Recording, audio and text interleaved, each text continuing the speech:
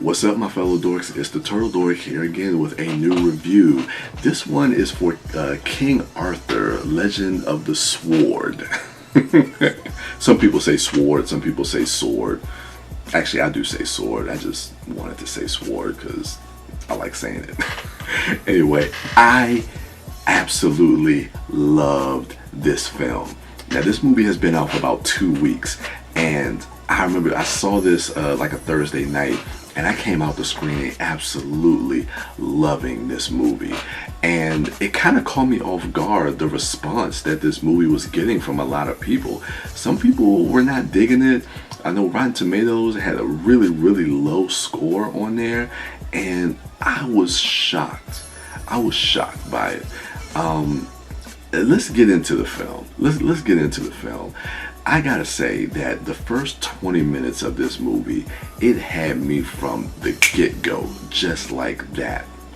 What I love the opening sequence with like those giant like elephants, and that opening battle sequence that we see with King Uther, played by Eric Bana, and that beginning I thought was really fantastic.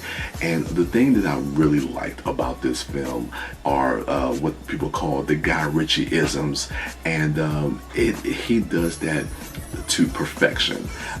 When in the beginning we were seeing King Arthur and him growing up, and living in like this small little town with like a brothel type area with these different like prostitutes and stuff like that, and how he would go around the village and kind of collect money, and how he would kind of make it on his own.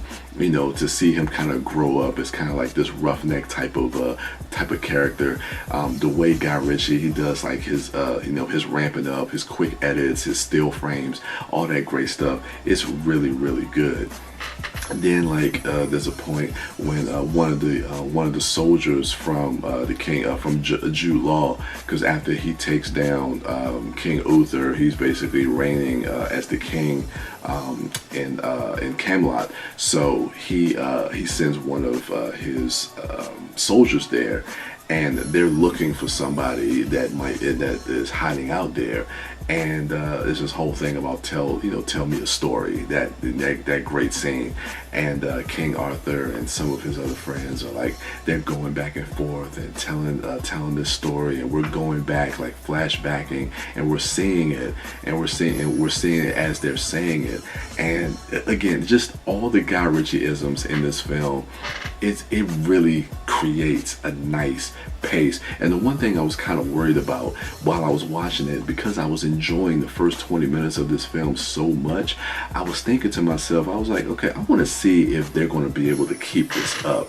And for me, I thought throughout the film, the movie kind of settles in. To me, it never feels like it slows down, but it finds its rhythm and it finds its pacing, because that first 15-20 minutes, it just goes, and it's so much fun to watch. But even after that, the movie finds its rhythm, and it's never boring at any point. And so I liked it throughout. I thought all the characters were really good.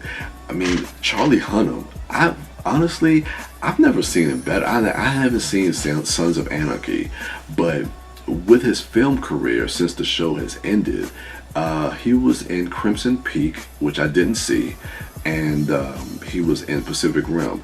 He was decent in Pacific Rim. Nothing outstanding, but in this movie, he comes across really charismatic.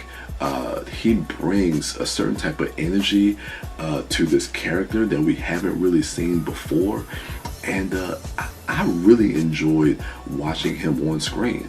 I thought the supporting cast was really good. Jaimin Hansu, I thought was good. Jude Law is really good as the villain. Again, I had a lot of fun with this movie, and it's just shocking to me to hear a lot of the reception and the critiques from this film. Now, granted, I will say this: I am not one of these die-hard King Arthur purists. I mean, I'm not sitting here saying like, oh man, you know, they got to get this King Arthur story right. You know, it looked cool. It looked, I mean, I was always interested in seeing a new Guy Ritchie film. And I'm not like, I don't treat King Arthur like I would treat, say, like a comic book character or something that I grew up with, like Turtles or Power Rangers or something like that. So I want to go in and just kind of have a good time with the film, and the film does that for me. And one thing, the way I kind of describe it, I thought, and it really kind of sums up, I guess, my overall opinion of the film, that it feels like a Guy Ritchie King Arthur film, and it doesn't feel like a King Arthur film directed by Guy Ritchie, if that makes any sense. Like, it doesn't feel like the studio, it has this film and Guy Ritchie is just coming in to make their movie. It feels like this is his film, you know what I'm saying?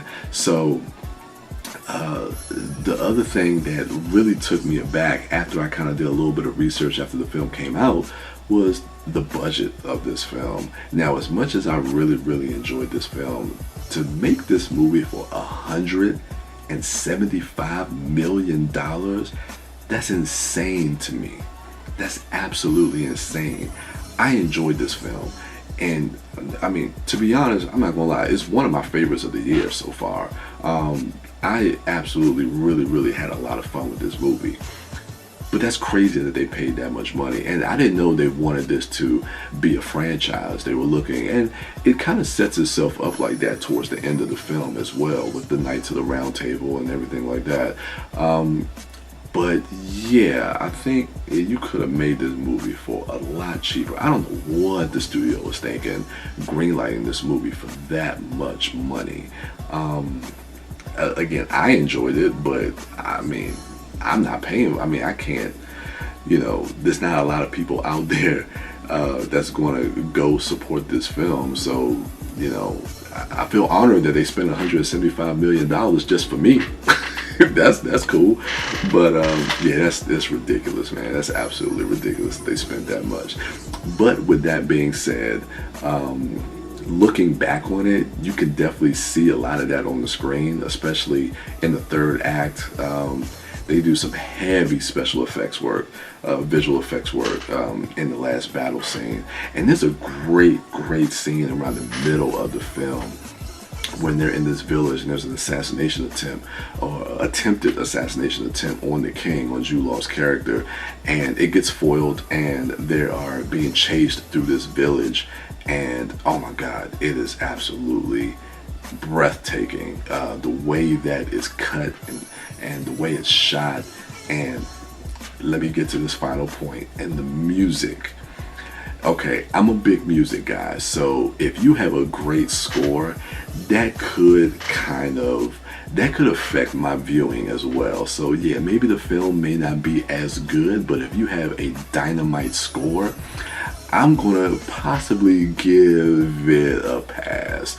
But honestly, I'm not gonna lie, outside of the score, I still enjoyed the film. I enjoyed the performances, but this score, I believe the composer is Dan Pemberton. I hope I'm getting his name right. He actually scored Guy Ritchie's last film, Man from U.N.C.L.E., and he's new on the scene. And this is, I mean, I think for me this year, this and Power Rangers are the top scores, movie soundtracks, movie scores of 2017. The score is absolutely phenomenal. Absolutely phenomenal. And I'm interested to see what he does next moving forward in scoring some other films. I would love to see him score like some other tentpole and summer blockbuster movies. So I'm gonna remember that name. So if I see his name in the credits somewhere, I know it should be a good time in the theater, because music adds so much to the experience. But yeah, those are my initial thoughts, my overall thoughts after sitting with this film for a few weeks. So yeah, it's a pass. It's a pass for me. I would give this film, like I said, I really enjoyed it. I'm actually going to go with like a B plus. I'm gonna give it an 88. You know, screw it. Let's give it an 88 out of 100. So yeah, those are my initial thoughts of the film King Arthur.